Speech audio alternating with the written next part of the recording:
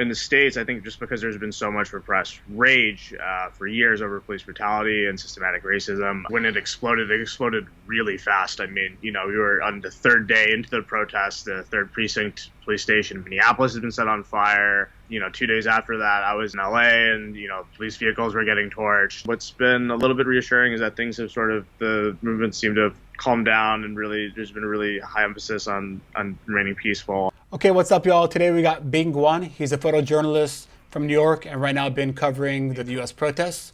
So Bing, welcome to Beyond the News. Hi, how you doing? Thanks for having me. Cool, man. So, catch us up. So you've been covering the protests in LA since it broke out. So tell me what you've been seeing, what it's like. I would say in terms of just like peak craziness, in terms of, police cars getting set on fire and looting and that sort of stuff, it was really very end of May, very beginning of June. The 31st and June 1st were, I would say that was when tensions have kind of calmed down since then. The last couple of days it's been pretty peaceful. I mean, there's been like isolated incidents, but I mean, it's a gigantic Southern California is a huge geographic area. And it's been super hard to keep track of everything that's going on here, much less of across the whole U.S. Definitely. So when you're first seeing that, is it, you've been in a few of these situations before. We were talking before that you were also in Hong Kong for the protests. So are you seeing this escalate much faster? And like, what differences did you see? I would say the main thing that's really struck me was, when you got to the point where vehicles were getting set on fire in Hong Kong, that was after, probably that was about 6-7 months of protests, and tensions had been ratcheting up longer than that. In the States, I think just because there's been so much repressed rage for years over police brutality and systematic racism, that like when it exploded really fast. I mean, we were on the third day into the protest. The third precinct police station in Minneapolis has been set on fire. 2 days after that, I was in LA and, police vehicles were getting torched after protesters have been attacked and really violently provoked by the police. So just seeing that escalation of violence so quickly was alarming. What's been a little bit reassuring is that things have the movement seemed to have calmed down and really there's been a really high emphasis on remaining peaceful. And, that seems to be the case in most, although not all of the country. So when you're out in the protest, walking amongst the protesters, what's the vibe and the tone that you're picking up on? I mean, I think people are just really there's a lot of frustration and there's a lot of rage, as I mentioned earlier, over the deaths of George Floyd and Breonna Taylor and Ahmaud Arbery and all of the others, unfortunately. That's really sort of amplified things. But I think what really feels different about these protests compared to the other Black Lives Matter protests that have been taking place in the States since Ferguson 5 years ago is that you're really seeing like demographically it's a big mix. Like I'm in Southern California, but there's white people, there's Asian people, there's Latino people, there's people of all colors. It's not just Black people and brown people who have been, actively oppressed by police in this country. There's definitely a lot of protests I've been to where I'm like, there's like more white people here. So without, getting into all the complicated racial dynamics in the States, that's one thing that's really, really stood out about these protests. Okay, cool, nice. So what is, you mentioned it's starting to calm down now. And so where do you see the movement going and what's the perceived outcome to come out of these protests?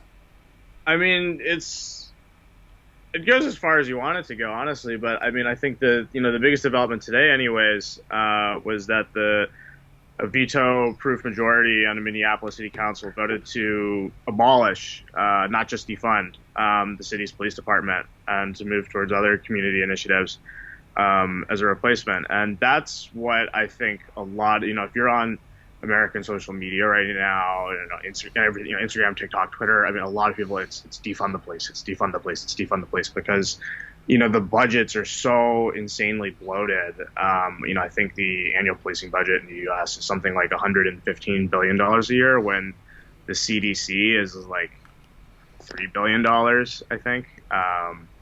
So it's something that, and that's something that somebody who's sort of, it's pretty mind blowing numbers, honestly. So you mentioned also like this, the CDC and police budget. So have you seen anything that like makes you feel like this protest, also on the backdrop of 4 months of coronavirus and all the deaths and people being inside, is that having any effect on how the protests ramped up so much? Yeah, I would say so. I mean, I think part of it is that, because people have been mostly cooped at home for the better part of 4 months, and also, the protest, that's something that I think, there's all this pent up energy, and it has to go somewhere. But I think, another really important thing to mention to that point is that, because of systemic racism, which goes from everything, ranges from everything from environmental racism, where you have, like, usually black and brown people and living in lower income communities that are near like oil refineries or factories, and that puts people at risk of higher risk and all these other comorbidities for COVID. And you've got, everything from that to the fact that you've got police firing, tear gas and pepper spray, which just make into crowds of people where everyone is just going to be coughing onto each other. There's a lot of layers to it, but I mean, it's there's probably going to be a pretty nasty second wave in the States. So are people concerned with that or worried about in the protests, or is it more like the protests are more important than getting COVID when they're out there? Or are people just aware of it and just dealing with it as a consequence? Yeah, I mean, people are afraid of COVID, but they're more afraid of racism, essentially, is what it comes down to. And that's why people are coming out still in the numbers that they are, even though, and these aren't really the people who are like the hardcore COVID deniers, the conspiracy theorists. And people are wearing masks, people are distributing sanitizer. Social distancing is not really a big thing at these protests. Yeah, as you've probably seen the visual, it's not possible. But the thing that's really, so I mean, protesters are aware and they're making an effort. I wouldn't say everybody is, but generally people seem to be taking that into concern. The thing that I've seen that's been really more disturbing, not just covering a protest in Southern California, but also individuals from across the country, is that it's really rare that the police are wearing any sort of face covering whatsoever. Interesting. Okay. And how are the police interacting with you? Because I saw a few accounts of people being shot. Like I have a friend at NBC who actually has a broken arm now because of a rubber bullet. But Edo? Has it been okay for you? Not Edo, but I saw a photo of him with a bit of a bloody face as well. But I mean, how compared to Hong Kong, how have you been finding it, the interaction amongst both sides, protesters and police? Because there's always the media sometimes are caught in the middle. Yeah, I mean, we very much are. I think, in some ways, the movement in the States is there's parallels. It's not a direct alignment, but there's parallels with what happened in Hong Kong, and they're in sort of a very early stage of where they were last summer. And at that point, people were still, before I went there to cover, people were still very reticent about being photographed, and eventually people kind of became much more friendlier towards the protesters, became much more friendly to the media once they realized that it was essential that, they had to be seen and these things had to be told, but people just put the onus on themselves to cover their faces. That's starting to happen in the States more slowly. So it's been sort of, it's generally been pretty good with protesters. I would say that with police, it's been really alarming how quickly these sort of authoritarian tendencies have come out, and these attacks on the First Amendment. I mean, I think last weekend or the weekend before that, I mean, the ACLU CPJ, sorry, the Committee to Protect Journalists, which was like 150 something, reported incidents against journalists in the span of like a weekend, which is crazy and doesn't happen is not something that people really associate with the U.S. That's right. As far as myself, I took a pepper ball and I got tear gassed a couple times, but I mean nothing I haven't been injured to this extent, like really seriously in any way. But I mean, they're Good. definitely targeting journalists in addition to being indiscriminate. And so for your own protection, what kind of stuff are you keeping on you? I mean, just the first thing, my main kind of gear that I've always got on is I usually have like a mask. So I mean, this is one of the like a 3M mask, and this is really more for the virus because we're still working with crowds of people. But if there's tear gas coming out, I have one of these 3M full face masks, which I actually bought as a backup to cover COVID stories, but have ended up using for this. And for these, what you want these NIOSH P100, these pink filters. These are the ones that you really want for tear gas. I'll usually carry around a helmet as well. Like right now, I'm just using a bicycle helmet because that's what I have handy. But a climbing helmet is preferable, or even a ballistic helmet, depending on the situation you're in. You don't really necessarily want to be walking around in like full gear all the time because just that can sort of startle and escalate people, and that can sort of invite violence on its own, right?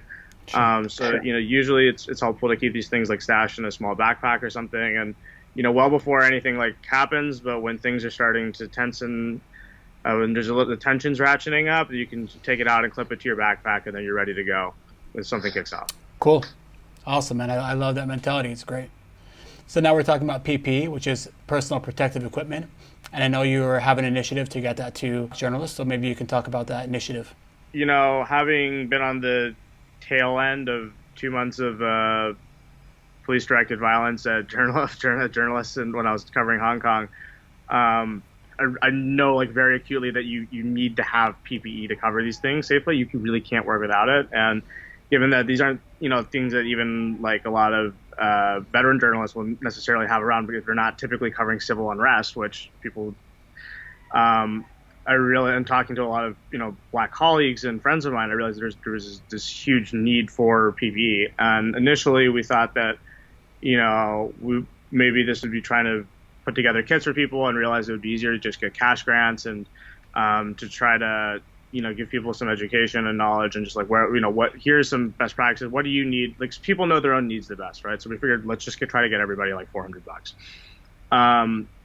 But anyways, we started a GoFundMe. We're close to about around 19,000 US right now. And at this point, we're trying to partner with an appropriate 501c3 nonprofit so that we can distribute the funds without incurring like a giant tax burden on everybody involved. And we've already got a list of about 260, 270 black like visual journalists who are covering the protests in the States. And that's who we're going to try to get these grants to. Awesome, man. That's amazing. I'll drop a link down in the description to that GoFundMe also. Fantastic. And cool, man. So I normally like to ask, like, what's one piece of advice for somebody just starting out in this field, and what should they look out for, or what have you learned? Like one big piece of advice. Whatever it is that's pushing you to go out there and document things. Try to figure out kind of what your own personal motivations are and what your own role is and why why is it that you want to cover the story? Are you the right person to tell the story? What perspectives do you know that like that you can bring this to someone else can, but also consider what are the perspectives that and experiences that you don't understand, and just kind of have a sense of your own biases, your own perspectives when you're going into a story, and really figuring out why it is that you're covering what it is, beyond just like assignment work, right? So I would say that's one thing. I would say another thing is really try to build your network. I mean, try to talk to, not just people who can get you jobs and who can get you work, but, try to find that, talk to your peers, talk to your colleagues, make sure you guys know what the appropriate rates are, like have each other's backs, because especially as a freelancer, no one else is going to do it for you. Cool. Awesome, man. So Bing, if people want to follow you or learn more about you, where can they go to? I've got the same handle on Instagram and Twitter. I'm a lot more active on Instagram. That's Bing _ Guan. That's Bing _ Guan. Cool, man. Okay, Bing Guan. Thanks a lot, man. Thanks a ton, man.